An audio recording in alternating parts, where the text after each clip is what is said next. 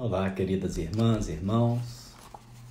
Nós estamos aqui no live do Seara do Bem, de Newark, e hoje estaremos fazendo uma palestra para os dois grupos, o Gotinhas de Luz, também em New Jersey, que é uma casa afiliada à nossa. O nosso tema da noite será o poder da prece, a oração. E para isso nós já vamos iniciar fazendo a nossa prece. Convidamos a todos que nos acompanhem mentalmente. Senhor Jesus, divino amigo e benfeitor de nossas vidas, nós te agradecemos por todas as oportunidades que tens nos concedido de aprimoramento no planeta Terra.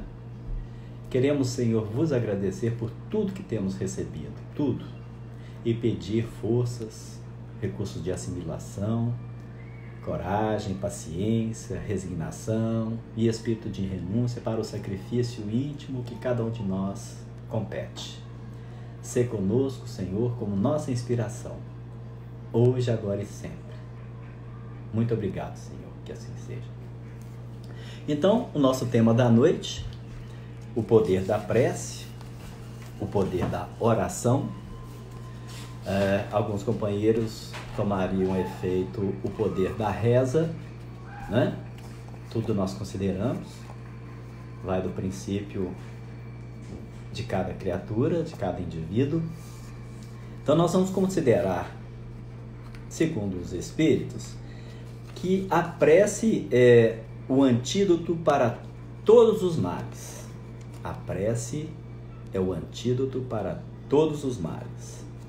Bálsamo para todas as dores. Então ela também traz o recurso medicamentoso para todas as dores. A gente vai compreender no decorrer do estudo tudo isso. Então nós vamos entender que é também uma vacina. A prece é uma vacina. Por quê? Nós percebemos aí no momento da pandemia do coronavírus que ele se infesta através dos hábitos pela falta de higiene. Daí, todo momento a gente está com a necessidade da higiene, do lavar as mãos, né? Do vedar a nossa boca e o nosso nariz com a máscara protetora, tanto para que nós não infectemos outras pessoas, como também naquela dúvida de que também possa estar no ar a contaminação, nós não sabemos, né? A infestação está acontecendo, o inimigo é invisível. E o inimigo nós consideramos, mas também é filho de Deus, porque todo ser vivente e todo ser que manifeste, mesmo como uma proteína, né? É da criação de Deus. Nós sabemos que tem um princípio inteligente nisso tudo aí, né? Então é tudo com certeza para o bem de toda a humanidade, ainda que a gente veja como um mal, né? André Luiz, no Evangelho segundo o Espiritismo, os Espíritos falam o mal e o remédio, eles vão dando a orientação de um e de outro. André Luiz fala em determinados casos o mal é o remédio, né? Vamos lá entender bem sobre isso. Bom, e aí nós vamos percebendo, segundo os Espíritos, e lá no Evangelho segundo o Espiritismo, tem um capítulo especial sobre as preces, né? Sobre a prece. É a coletânea de preces, segundo o Espiritismo. Tem todo tipo de prece ali, nos orientando como a gente vai formular uma prece, né?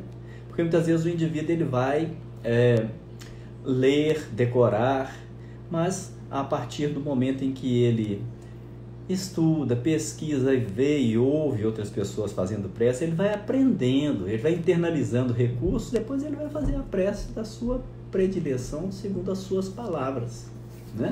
O seu entendimento, as suas necessidades, o seu querer. Então nós vamos compreender que a prece ela tem 3 objetivos. O primeiro delas é para pedir.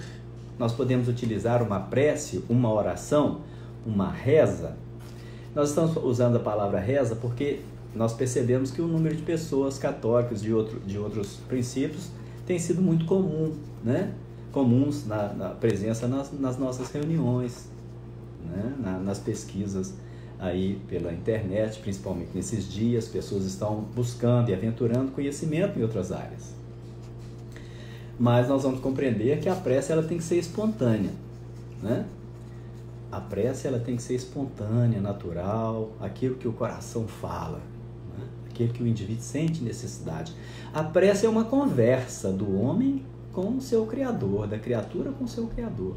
É o interlóquio do ser com a divindade, né? Então ela não precisa ser em voz alta, ela pode ser apenas do pensamento. Se a pessoa sente necessidade de formular em alta voz, não tem problema, pode também. Inclusive, às vezes até beneficia entidades que estão por perto e outras pessoas que participem também, desde que não traga constrangimento a ninguém. Então, a primeira é pedir. E pedir significa solicitar, implorar, suplicar, né? Isso está na questão do pedir. Nós pedimos para nossas necessidades morais, porque nós necessitamos de estruturar a nossa moral, a nossa índole, o nosso comportamento, né? Para necessidades espirituais, coisas mais íntimas do próprio indivíduo, e mesmo também para coisas materiais. O indivíduo está tendo uma dificuldade de assimilação de uma determinada matéria na escola, ele faz uma prece e pede auxílio do plano espiritual para que ele possa ter uma melhor assimilação, uma melhor compreensão daquela matéria. Se está com dificuldade num trabalho, ele pode fazer a oração e pedir aos benfeitores que lhe dê ali o auxílio necessário também de assimilação. Ele vai desenvolver um projeto da mesma forma. André Luiz até vai mais longe, ele diz assim em determinado momento: se todos os médicos orassem, porque ele fala que eles acertariam com muito mais facilidade os diagnósticos, porque criariam um link com os médicos também do plano espiritual, que favoreceriam com mais afinco o seu acerto dos diagnósticos. Olha que coisa interessante. Nós vamos compreendendo a partir daí que a prece, ela não é tão somente um aspecto de alegoria, né? Um enfeite do nosso comprometimento com Deus, com a religião, com o princípio que a gente abraçou. Não, ela é uma ferramenta muito útil, é um instrumento preciosíssimo, né? Muitos acreditam que a função básica da prece é para mudar o rumo das circunstâncias, né? Ou das necessidades. Então o indivíduo ele pensa assim: eu vou fazer uma oração porque isso aqui está difícil e Deus vai mudar, vai facilitar isso aqui para mim. É porque esse emprego está ruim e eu vou arrumar um emprego melhor, né? Claro que vai de acordo com o merecimento de cada indivíduo e pode isso até acontecer, mas ela não é para isso, não. Porque muitas vezes a pessoa continua orando e as coisas continuam caminhando com as dificuldades, com os tropeços que são necessários. Foi muitas vezes uma programação reencarnatória para o indivíduo passar por tudo aquilo. Então como que Deus vai tirar? Se está sendo o que vai favorecer, né, uma experiência, o resgate de um comportamento equivocado do passado, como que Deus vai tirar? Não, ele vai deixar o indivíduo naquelas condições. Porém, quando o indivíduo ora, ele sabendo, cônscio de como deve orar, ele vai pedir forças para que ele possa resistir os tropeços e as tentações. Porque nós todos somos submetidos a testes continuamente, cotidianamente. Cada um de nós tem o seu espinho na carne. Ou muitos têm um espinheiro, né? Eu vou nem dizer, tá? Se o próprio Saulo, que depois convertido na condição de Paulo de Tarso, ele dizia que tem um espinho na carne. E esse espinho fazia sofrer, e ele sentia que era muito profundo. Então, se o indivíduo, quando a gente lê sobre a sua vida na obra Paulo e Estevão, através da psicografia de Chico Xavier, na dobradinha com o Espírito Emmanuel, aquele indivíduo que se santificou na sua vida, com todo o empenho, né, com todo o sacrifício que ele fez, um verdadeiro vaso que manifestou a essência divina. Ele dizia que tinha um espinho na carne, coitadinho do Hércules. Não vou nem dizer de vocês não, para não, né? Vou falar de mim mesmo, que eu conheço. Então, Deus não modifica o rumo das nossas provas no sentido em que muitas vezes a gente quer, não. Porque a gente quer que Deus atenda ao nosso pedido segundo a nossa satisfação. Mas Deus atende às nossas necessidades, porque Ele sabe das necessidades de cada um de nós. Ok? Então Ele não muda o rumo das circunstâncias, das ocorrências, não. Né? Porque nós queremos muitas vezes as coisas ao sabor das nossas vontades, ou da nossa vontade. E isso não acontece. Haja visto que muitas pessoas vão dizer assim, eu dou murro, não sei se vocês conhecem essa expressão. Eu dou murro em ponta de facas, ou seja, né? O desafio de dor mesmo e complicação. E a coisa não melhora. E quanto mais eu rezo, mais assombração me aparece. É claro, quanto mais o indivíduo se prepara, mais ele se resguarda, mais ele se elucida, mais as provas vão surgindo mesmo. E não adianta, gente, então vou parar de orar, vai ficar pior. Vou parar de orar porque senão as provas vão surgir. Não, elas vão surgir de toda a natureza, de toda forma. Mas quanto mais o indivíduo se fortalece, mais as provas vão sendo mais difíceis. A vida nos apresenta assim, até na escola primária. O indivíduo entra ali, ele não sabe ler, o desafio é constante, de aprender o ABCD, depois do primeiro ano ele vai ter que fazer uma prova para ver se ele aprendeu, para passar para o segundo e assim por diante. O que acontece conosco, por exemplo, no planeta Terra, é que nós acumulamos as provas passadas que a gente toma bomba e a vida continua numa outra existência e a gente tem novas provas. Então a gente tem que ver as que nós não passamos e ainda enfrentar as que estão de atualidade nas nossas vidas, não é? É esse o processo. E a gente vai caminhando. Isso é que nos faz crescer. Isso que nos faz evoluir. Muitas vezes, o indivíduo, dessa questão do pedir, ele vai fazer um propósito que, à medida em que a gente vai se esclarecendo, a gente deixa de fazer. Por exemplo, que é a questão das barganhas, né? Através de promessas, como se a gente tivesse uma troca com Deus. Então, é aquele Deus, letra minúscula, dos templos da antiguidade, dos templos pagãos, em que o indivíduo fazia até oferendas e sacrifícios e, numa época bem mais primitiva, sacrificava até os próprios filhos, uma filha virgem, né? Ou uma virgem da tribo, do clã, para aplacar a ira dos deuses, né? Então, muitas vezes o indivíduo vem trazendo ataviadamente aquele sentido sem, muitas vezes, buscar a clareza, né? E continua fazendo, se fizer isso eu faço aquilo. Deus não precisa da promessa de ninguém. Deus não precisa disso, que fique bem claro. A gente pode até fazer num sentido nosso. Eu vou fazer porque eu preciso, é um desafio para mim mesmo, em relação ao Deus que eu já assimilo. Tudo bem, que façam assim aqueles, né, que eu queiram. Mas o sacrifício mais agradável a Deus não é nada material.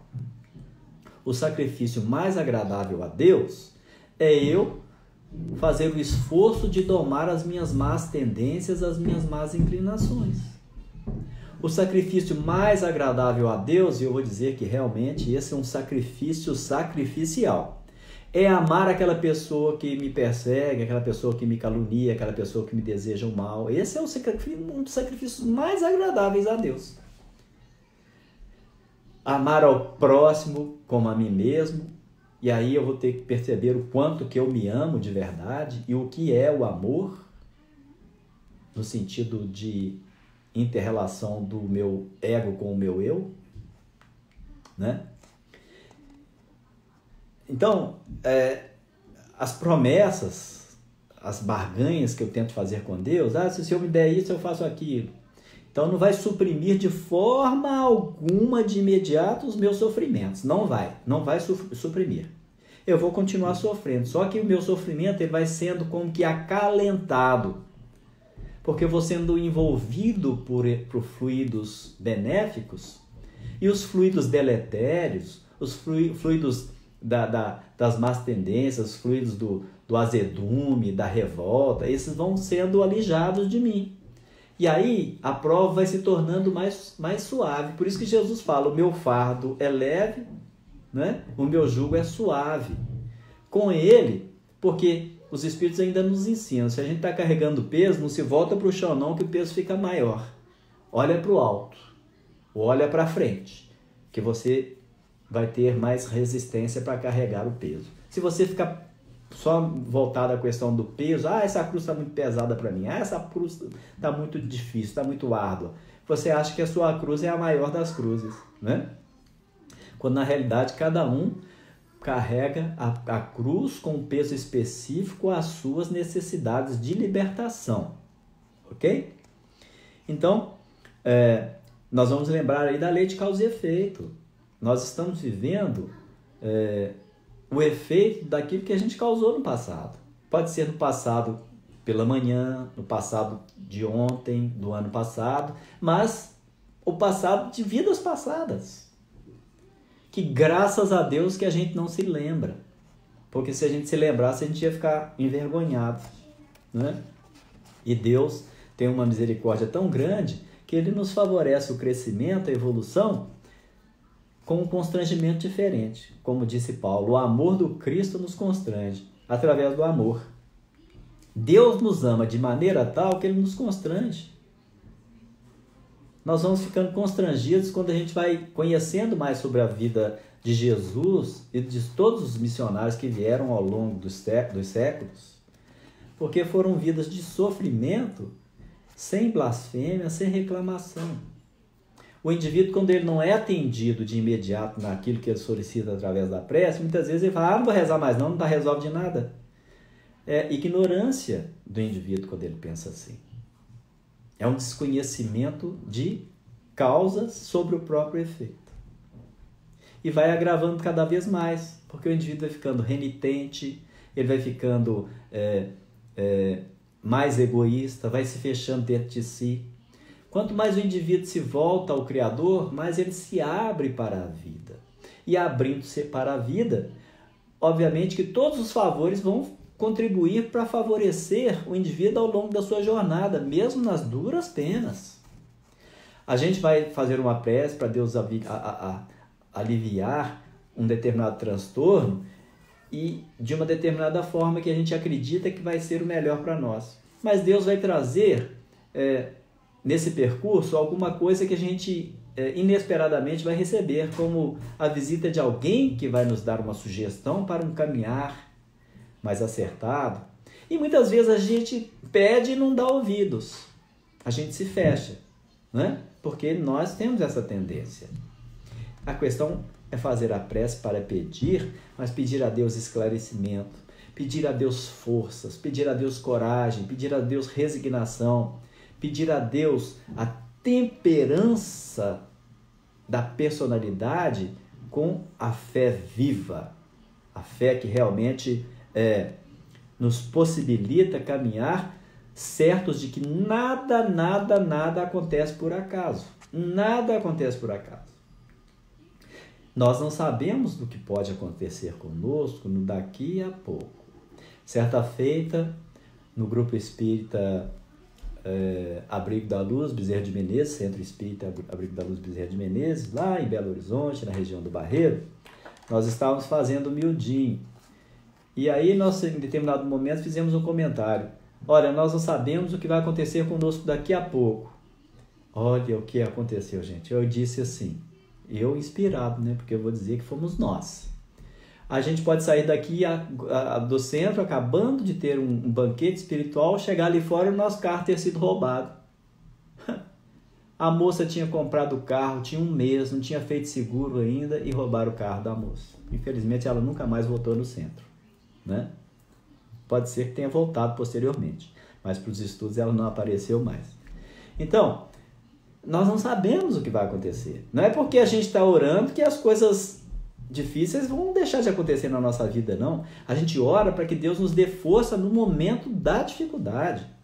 Olha, não nos deixeis cair em tentação. Daqui a pouco nós vamos fazer a prece juntos, né? Então, é Deus para que nos fortaleça para os nossos passos na senda do progresso, diante de todas as provas. Então nós vamos fazer isso, nós vamos pedir compreensão, nós vamos pedir serenidade. Lembram da prece da serenidade? É linda a prece, né? Senhor, eu te peço serenidade, né? Aí nós vamos entender como ela é feita. A prece da serenidade: Senhor, concede-me a serenidade necessária para aceitar as coisas que não posso mudar, coragem para modificar as que posso, e sabedoria para discernir ou distinguir umas das outras. É assim, a prece tem que ser inteligente. A prece ela tem que ter intelectualidade também, no sentido sensível. Aí nós vamos compreender, é uma prece racional. Nós não podemos ficar fazendo prece como nós fazíamos na época dos pagãos, né? A gente quer uma coisa e a gente vai fazer aquele trocadilho nas palavras, como se Deus fosse atender aos seus filhos mimados. Não, Deus é amor, mas Ele ensina com o rigor necessário, né? Então nós vamos compreender que a prece ela é interpretada por Deus de acordo com aquilo que Ele programa para cada um de nós. E nós temos que ter a serenidade e a compreensão no sentido de aceitar. Porque nossa revolta não vai mudar de forma alguma as provas que a gente tem que enfrentar. Os resultados, sim. De acordo com o indivíduo resignado, tudo é modificado, né?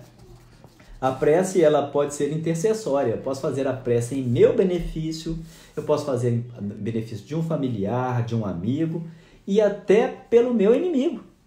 Jesus recomenda: orai pelos vossos inimigos. Nós deveríamos orar pelos nossos inimigos todos os dias, gente. Porque é assim que ele vai cansar e vai compreender: olha, esse aí eu vou ter que passar a ser amigo dele, porque ele está me desejando bem, está orando por mim. Orar pelo inimigo é reconquistar o amigo perdido. Porque o inimigo é o amigo que a gente, de certa forma, desconsiderou, agrediu, certo? Não existe adversário gratuito, inimigo gratuito. É alguém do nosso convívio que a gente fez sofrer, que a gente conspirou contra, certo? Então, e através da reencarnação, segundo o estudo que nós fizemos ainda há pouco, né, do capítulo 10 de Mateus, os inimigos vão para dentro da própria família. Então nós vamos ver irmãos que brigam o dia inteiro, né, mas que sente falta quando um viaja, né? Quando um desencarna, então, aí o sofrimento é maior. E olha, ficavam, né, nas brigas o tempo todo. A gente vai compreender a sabedoria divina no processo da reencarnação, né? Que vai constrangendo o espírito e fazendo com que ele se torne mais fraterno dentro dos laços da consanguinidade, né? E a prece intercessória, nós vamos compreender que existem preces refratadas, né? O indivíduo está fazendo prece para uma coisa e ela vai ser intercedida no plano espiritual, interceptada para uma outra finalidade, mas sempre vai ter uma finalidade. Muitas vezes o indivíduo acha que o espírito de um familiar está numa condição elevada e aí eu vou fazer uma prece para o espírito do meu pai, da minha mãe, da minha avó, e às vezes são espíritos que estão em dificuldade no mundo espiritual.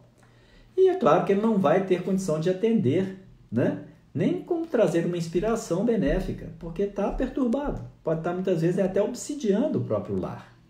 Mas o plano espiritual, devido obviamente ao fervor, a intenção superior do indivíduo, vai pegar aquela prece e vai acabar beneficiando até mesmo os que estão perturbados. Na obra espírita, vocês podem consultar lá depois sobre a prece refratada, tá? A outra coisa, né? Outro conceito que a gente pode atribuir na questão da prece é a questão do louvar, né? Porque ela tem essa questão de pedir, louvar e agradecer. Então, o louvor, Deus não precisa, né? Mas o louvor a gente vai considerar como um elogiar, enaltecer, bendizer, exaltar e glorificar. Eu fico mais na questão do louvar e do glorificar. Então, louvar a Deus, glorificar o nome de Deus, a gente vai falar daqui a pouco, né? Da questão da prece, né? Porque a gente vai pedir sempre. Na maioria das vezes, a gente é um pedidor constante, né? Um pidão. A gente está sempre pedindo, né? A gente está sempre pedindo a Deus. E Deus é assim, Deus não é pobre não, né, gente? Deus é o Senhor dos mundos. Deus é o Pai cósmico de todos os multiversos do universo. Não é pouca coisa não, né? Ele é dono de tudo. Tudo que tem na Terra pertence a Deus, não pertence a gente, né? Tudo pertence a Ele, inclusive nós. Nós, de nós mesmos, não pertencemos nem ao nosso corpo, porque é um empréstimo descartável que a gente vai ter que retribuir à matéria. O corpo físico foi feito do limo da terra e ao limo da terra retornará, né? Então, os atributos que nós temos de nós mesmos são aqueles que nós vamos adquirindo ao longo das experiências, como tudo aquilo que favorece a nossa evolução. E a aquisição é o amor, né? A aquisição é a racionalidade, é a inteligência, né? É o conhecimento, é tudo aquilo que é inalienável do espírito. Ele pode até reencarnar numa próxima existência preso a um corpo com uma deficiência cerebral na condição de um idiota. Mas ele não perdeu aquilo que ele pegou do passado, não. É só momentâneo. Alguns cientistas reencarnaram nessas condições porque usaram mal da inteligência. Então, momentaneamente, eles estão cerceados. Mas quando saírem ali daquele corpo para uma nova jornada, tudo aquilo do passado continua reservado e gravado no seu perispírito. É isso que a gente tem aprendido com os espíritos, né? Então, na questão do louvor, o indivíduo que ele louva, ele sente uma alegria, é tão bom, né? A gente vê, por exemplo, as igrejas evangélicas, o louvor que eles fazem, cantando, né? Exaltando o nome de Deus. Aquilo ali envolve uma alegria que o Espírito Santo desce mesmo, né? É a manifestação da mediunidade pela gratidão, pela alegria, pela energia. Nos centros espíritas, nós devemos sentir essa euforia, só que com aquele controle, né, racional, devido aos conhecimentos que a gente já tem. E o bem-estar, ele deve ser acomodado com serenidade, com tranquilidade. Cada um no seu processo, né? Então, as igrejas renovadas gostam de fazer as suas cantorias com instrumentos que a gente sente... Eu ouço muito as músicas, são lindas, né? E nos traz assim um êxtase, uma elevação. Então o louvor é feito para isso. E o louvor do espírita deve ser na satisfação do fazer o bem ao próximo. Então louvar ao Deus é fazer o bem ao seu próximo, é fazer bem a si mesmo, principalmente combatendo determinados vícios que podem trazer malefícios à sua saúde física. Na questão da alimentação, na questão de toxinas que podem antecipar o desencarne do corpo físico, o desenlace material, né? Dos bons pensamentos contra os maus pensamentos, que o mau pensamento ele detona os meus neurônios perispirituais e depois traz constrangimento para um próximo corpo físico que eu possa ter, trazendo dificuldades cerebrais, né? Ele detona todo o quimismo do meu perispírito e depois o meu próprio corpo físico sente, muitas vezes de ação imediata.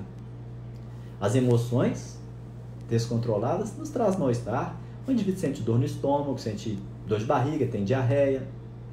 São catarses devido a esse processo, né? Então, louvar a Deus para o espírito é fazer o trabalho da caridade. A caridade material, que é necessária, ajuda aquelas pessoas que estão em grandes dificuldades, mas principalmente a caridade moral. Principalmente a caridade moral. E essa a gente tem que fazer não só para o nosso próximo, mas principalmente para nós mesmos.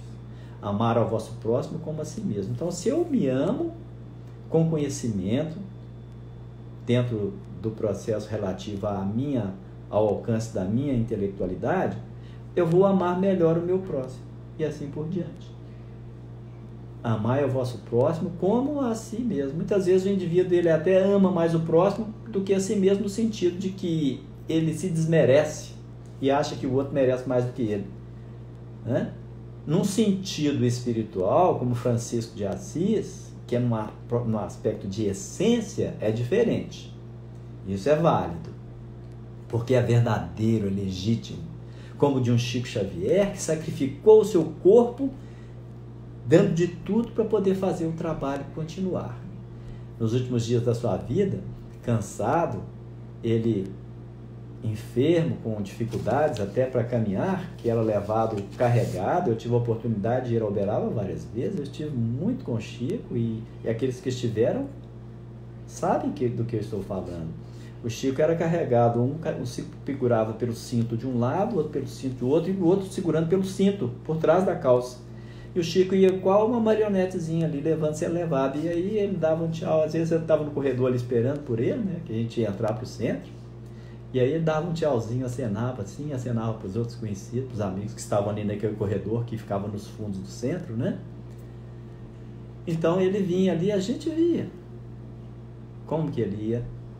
E muita gente não sabe, uma coisa que hoje eu posso dizer, ele já desencarnou, não vai constranger de forma alguma, que ele usava fraldas descartáveis, porque já não tinha mais o controle da urina. Então ele ficava ali horas assentado e as suas nádegas tinham escares. Aí eu fiquei do lado dele assim, ó, ao lado, várias vezes eu percebia o que estava acontecendo.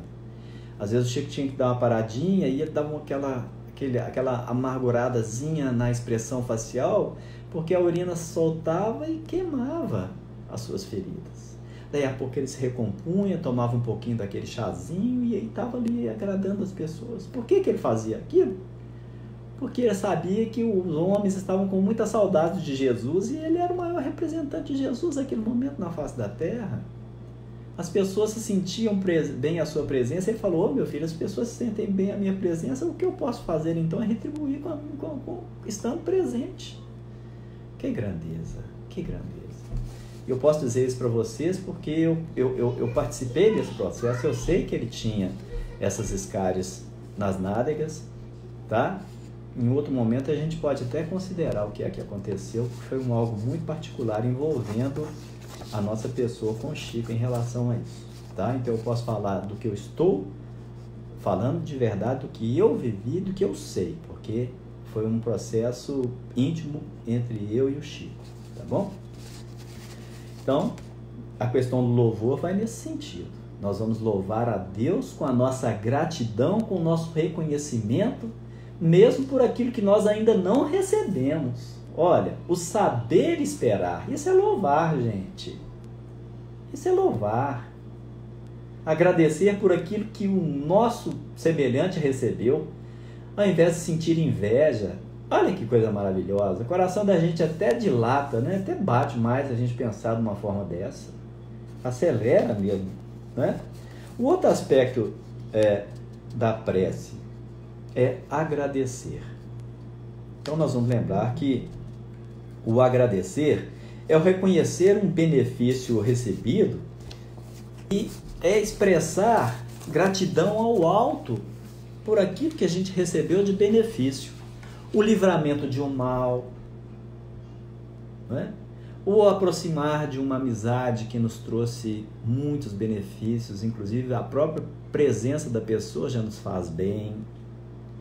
Um trabalho depois de um longo período de desemprego, o salário no fim do mês, no fim da semana, no fim da quinzena, no fim do dia, atribuído segundo a cada processo de cada um, né? A saúde alcançada depois de um período de enfermidade, o reconciliar com determinada pessoa depois de um constrangimento que se tornou um desafeto, né? Então, nós temos vários motivos para agradecer. E um motivo extraordinário é agradecer a Deus pelo dom da vida. Agradecer a Deus pelo corpo, que é consubstanciado por trilhões de células, quase 70 trilhões, né, de células. Cada uma delas com um princípio inteligente. Nós já paramos para isso, para pensar nisso? Você é o aprisco. Você é o Cristo do seu aprisco, você é o Cristo do seu corpo físico. Seu corpo físico é um aprisco que tem 70 trilhões, vamos considerar assim, de princípios inteligentes. Cada um deles um dia será um indivíduo pensante como você. Por isso que não ao suicídio. O suicídio, de forma alguma, em vários aspectos, e um desses é fundamental. Por isso que quando o indivíduo reencarna, a parte que ele lesou, ele vai ter problema e constrangimento nela. Lei de causa e efeito, punição de Deus? Não!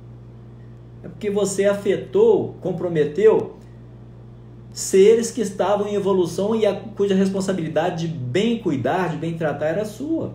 Então, agradecer pelo meu corpo físico, Senhor. Meu corpo físico não é o mais bonito, não é o mais perfeito, mas é o que me está servindo nesse momento e eu te agradeço por ele, Senhor. Me ajuda a guardá-lo, a preservá-lo com uma alimentação adequada e equilibrada, hidratando, dando água para ele, Senhor. Água fluidificada, oh, que maravilha, também, não é? Dando aí os nutrientes necessários para que ele possa ter a sua manutenção. Não maltratando ele, bombardeando com maus pensamentos, com raiva, que muitas vezes estagna o meu sistema digestivo, né? O meu próprio cérebro. Quem tem ódio carrega o veneno todo dia no bojo do próprio coração. Quer que o outro morra do veneno e a gente que vai tomando ele todos os dias, carregando o ódio, a mágoa, o ressentimento. Então nós temos que saber agradecer a Deus cuidando do nosso corpo físico, com a compreensão de que esse corpo físico foi o que eu escolhi, solicitado pela espiritualidade segundo as minhas necessidades.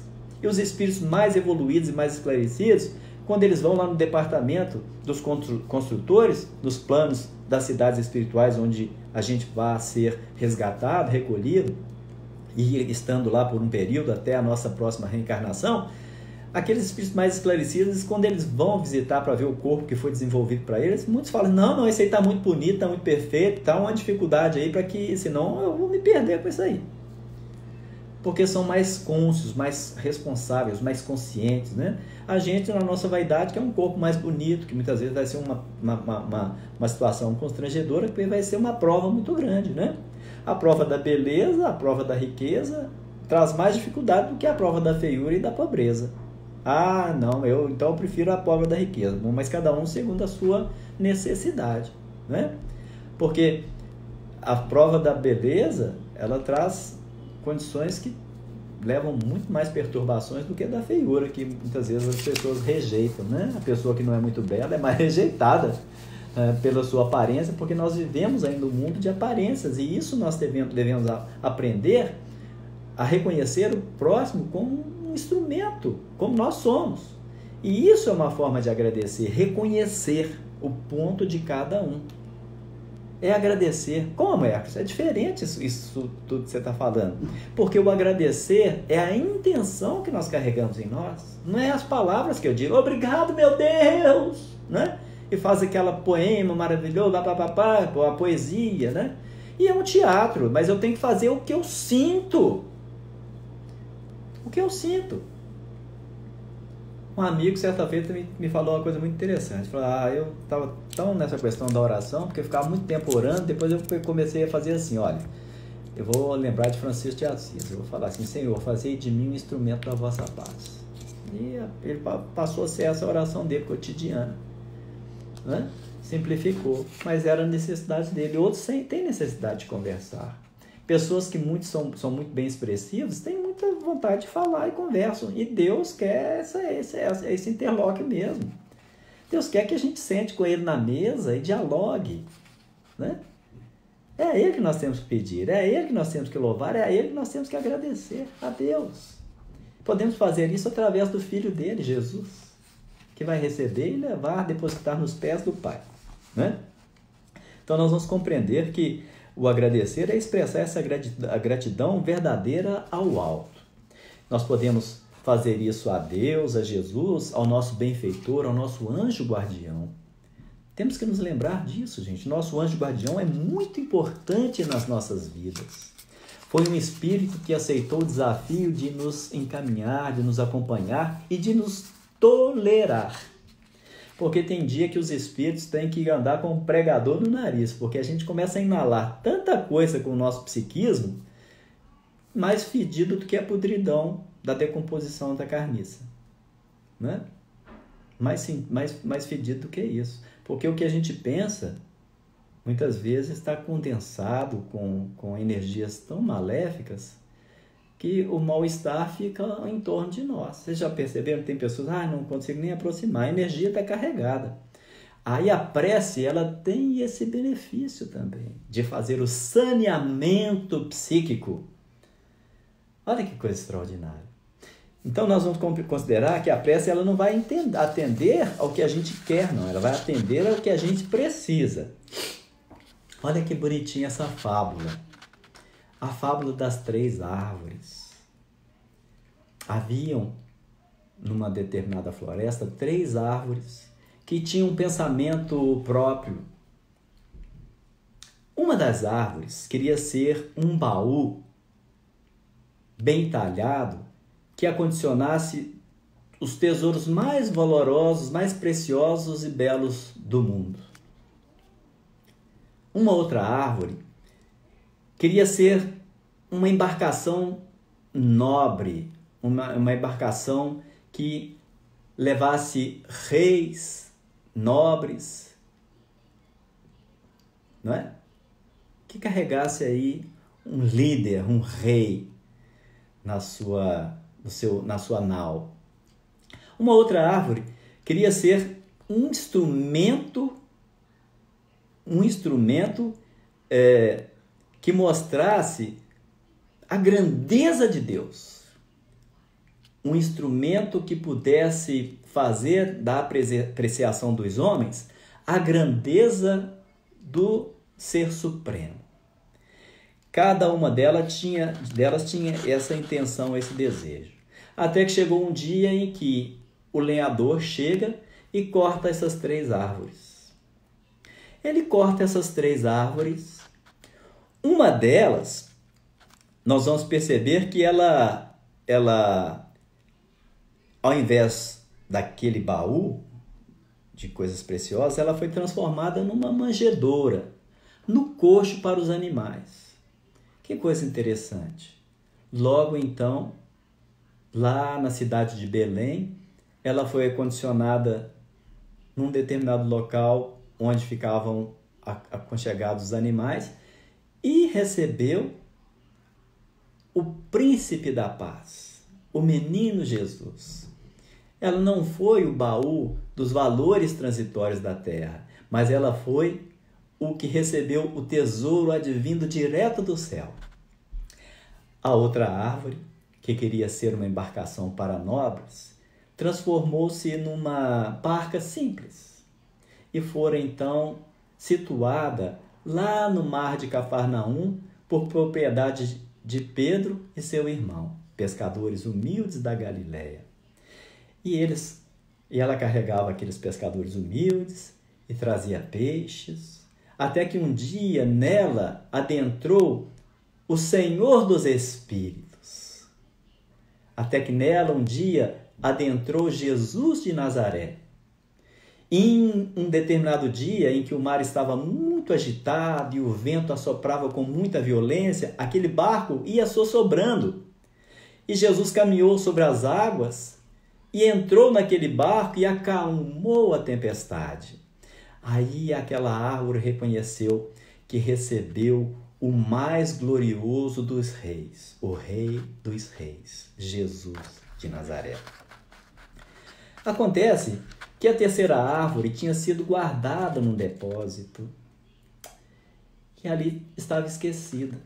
Até que em determinado dia, passaram-se alguns anos do corte e alguém foi lá no depósito, apanhou aquela árvore e a transformou no madeiro da ignomia, transformou na cruz do martírio do Cristo.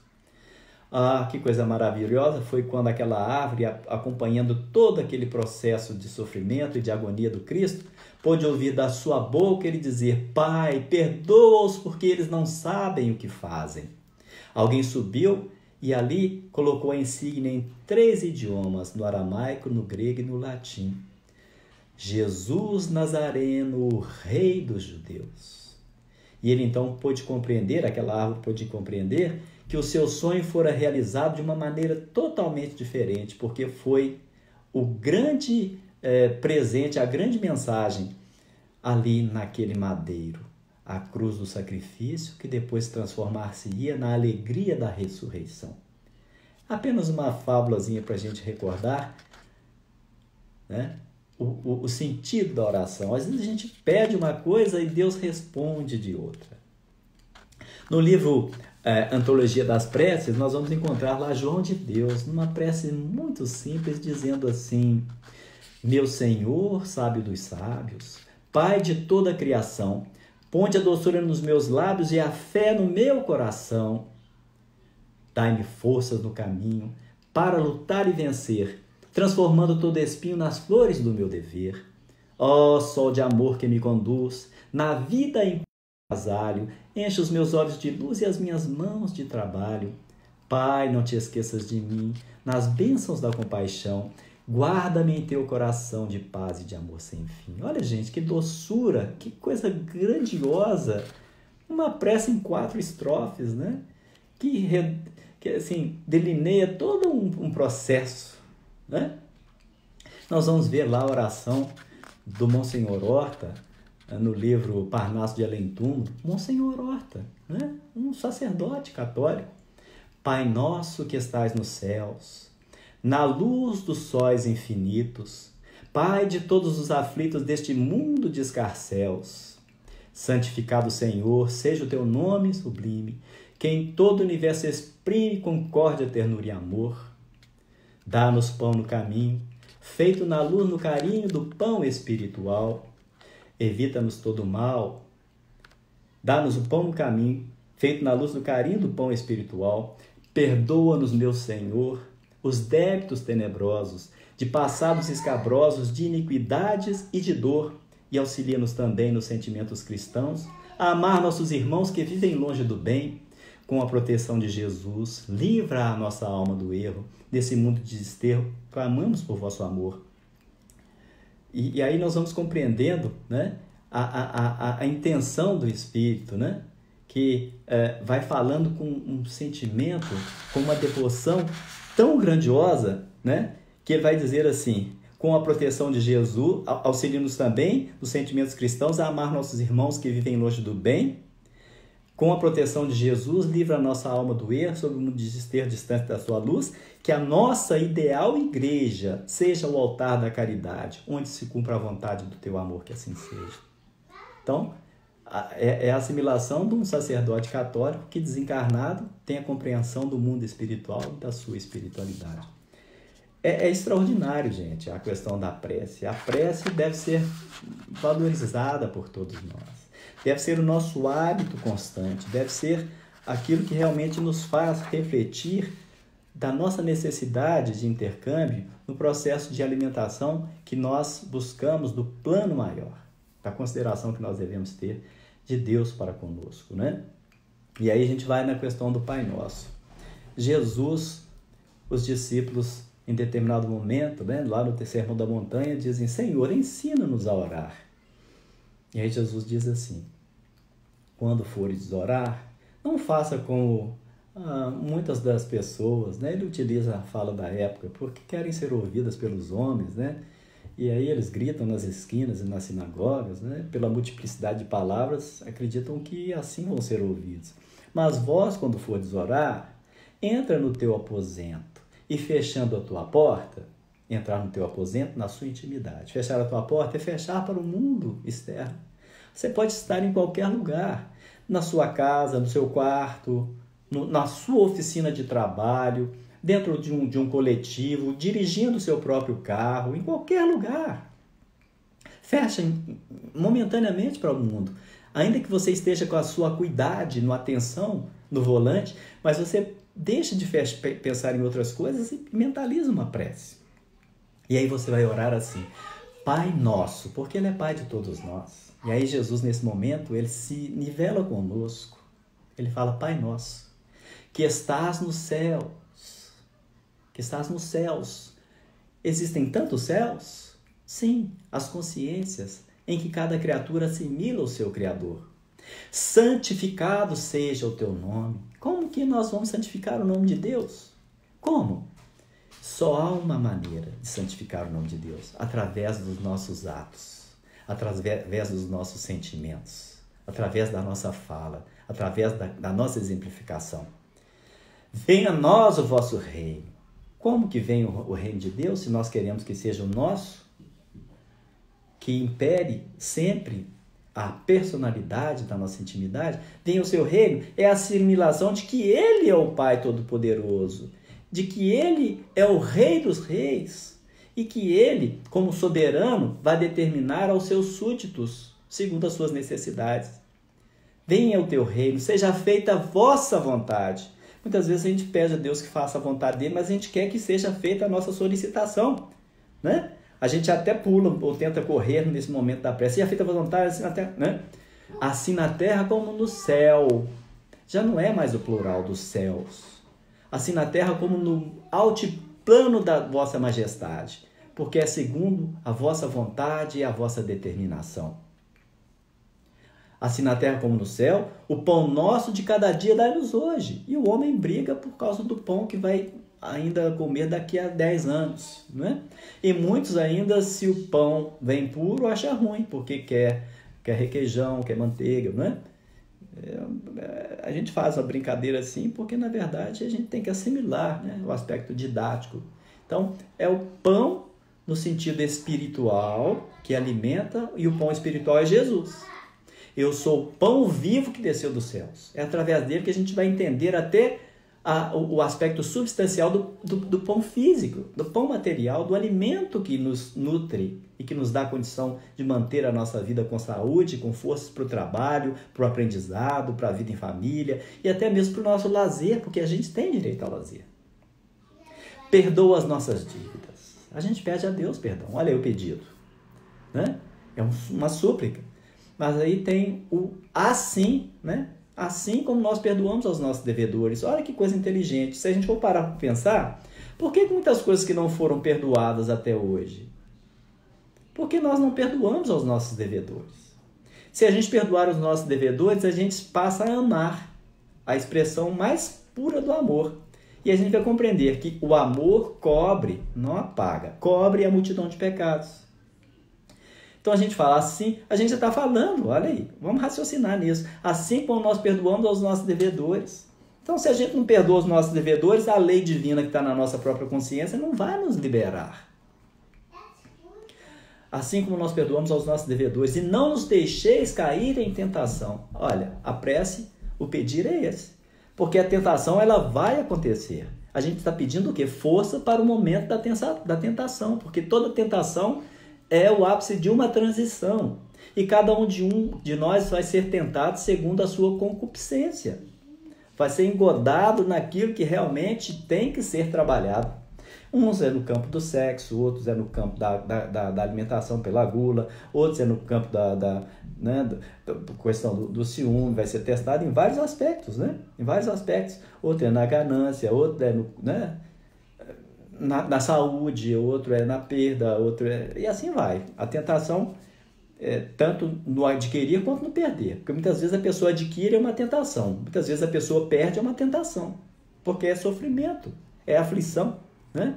Mas livra-nos de todo o mal.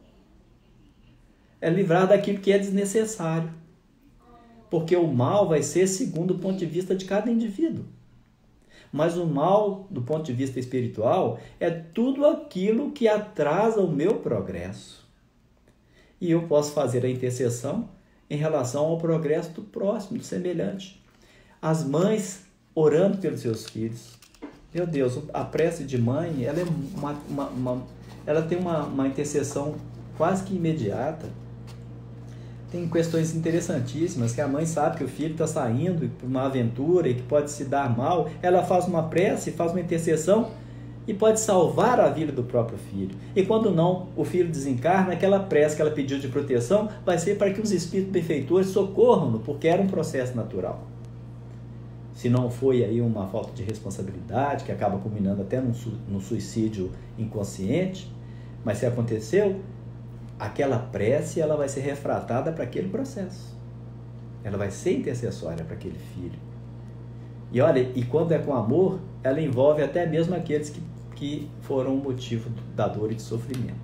Porque é para isso que nós estamos ainda no mundo de prova e expiação. Que a nossa prece beneficia a todos, não é tão somente aquelas pessoas que a gente ama, que são cheirosas, que são bonitas, que nos agradam, né? Mas livra-nos de todo mal, assim seja. Amém significa assim seja. O assim seja é a corroboração do nosso entendimento de que tem que ser realmente a vontade de Deus antes que a nossa, né? A vontade de Deus antes que a nossa. A gente lembra aqui, nos nossos momentos finais, a oração de Abigail, que ela aprendeu lá na infância dela, né? Está no livro...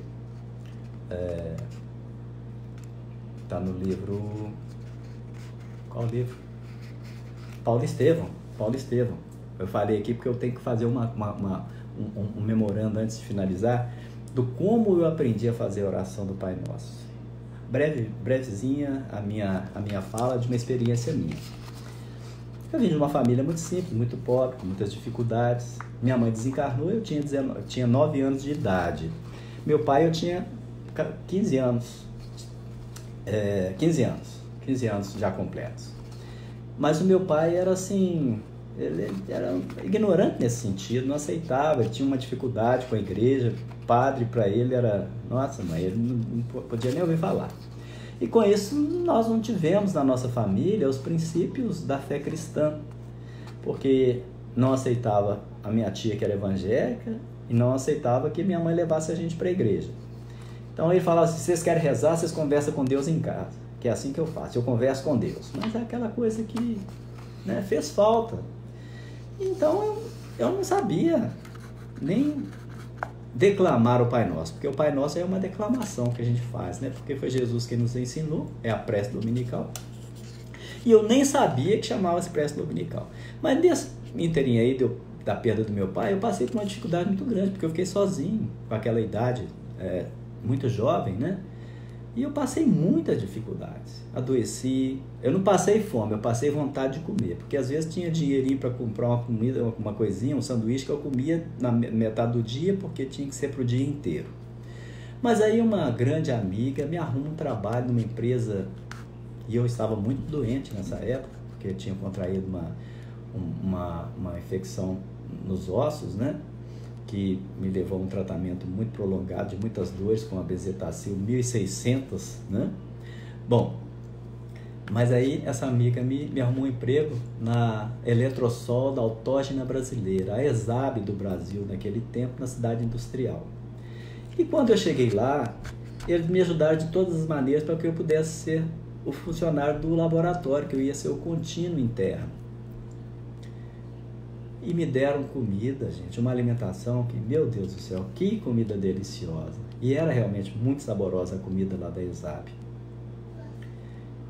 E eu fiquei lá um período, e depois me deram café da tarde e me falaram assim, agora você vai ali, ficava próximo ao Instituto de Identificação de Contagem, que era ali na Avenida 1, andava algumas quadras e estava lá. E você vai pegar a sua carteira de identidade, porque eu não tinha carteira de identidade. Eles não vão te entregar, mas com o número da carteira que eles vão te dar, da série, você vai trazer aqui antes de fechar o departamento pessoal, porque amanhã você já começa a trabalhar. E aí eu fui. Achei lá o Instituto de Identificação, fiquei na fila, tinha um dinheirinho ali, que eu não sei nem como, eu acho que alguém até me deu lá, para eu fazer a minha carteira de identidade. E eu ali na fila, com a barriguinha cheia, uma satisfação, pé doído, né? Porque estava com aquele reumatismo infeccioso, pela umidade do lugar onde eu estava morando, onde eu estava dormindo.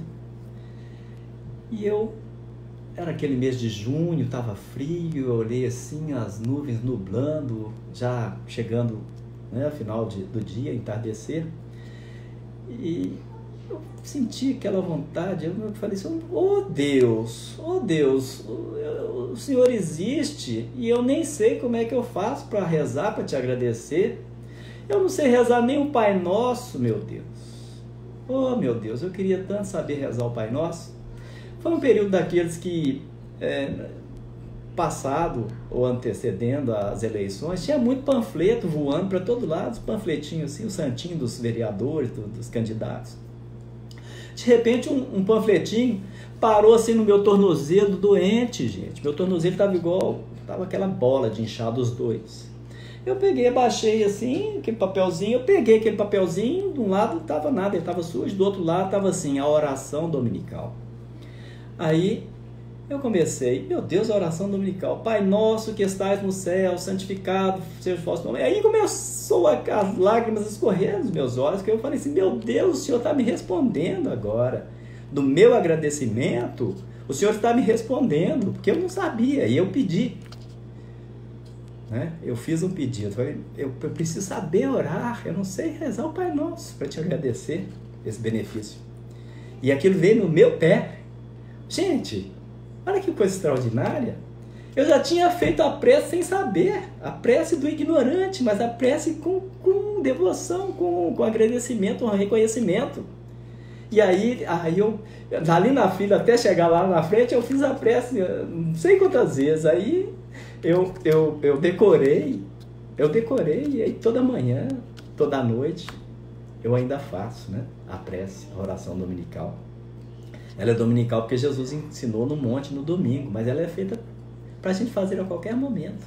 É uma declamação, além da prece natural que cada um de nós tem que fazer, constrangendo o nosso íntimo na conversa bem coloquial, bem ligada com Deus. Não precisa ser longa, pode ser simples, como meu amigo diz, lembrando Francisco de Assis, Senhor, fazei de mim um instrumento da vossa paz. Né? Senhor, me ajuda a acertar no dia de hoje. Senhor, né? E tem pessoas que têm necessidade mesmo de declamar, de fazer um poema, porque é da natureza de cada um. Coisa maravilhosa, né? Divaldo Franco, né? A maioria dos homens que te procura sempre para pedir, eu também somente para te agradecer, né? E começa a fazer aquela prece da gratidão de Amélia Rodrigues, maravilhosa. Maravilhosa. Então, nem Amélia Rodrigues, não esqueci o nome da entidade. É isso, meus irmãos. Chegamos ao fim da nossa fala. É lembrar sempre que a prece é uma bênção, é um benefício extraordinário, maravilhoso, né? E só para concluir, como a gente deixou no ar a fala, a prece de Abigail. Senhor nosso Deus, Pai dos que choram, dos tristes, dos oprimidos, fortaleza dos vencidos, consolo de toda a dor, embora a miséria amarga do pranto de nosso erro, deste mundo de desterro clamamos por vosso amor, nas aflições do caminho, na noite mais tormentosa, vossa fonte generosa é o bem que não secará, sois em tudo a luz eterna, da alegria e da bonança, nossa porta da esperança que nunca se fechará.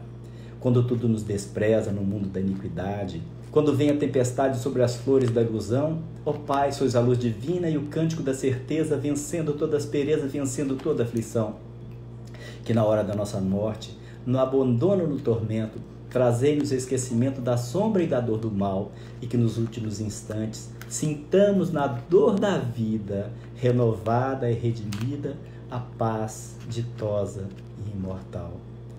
Obrigado, Senhor Jesus, por mais essa oportunidade, por esse momento de elevação, pelas energias que nos visitam, pela presença de amigos espirituais que nós podemos sentir e ver.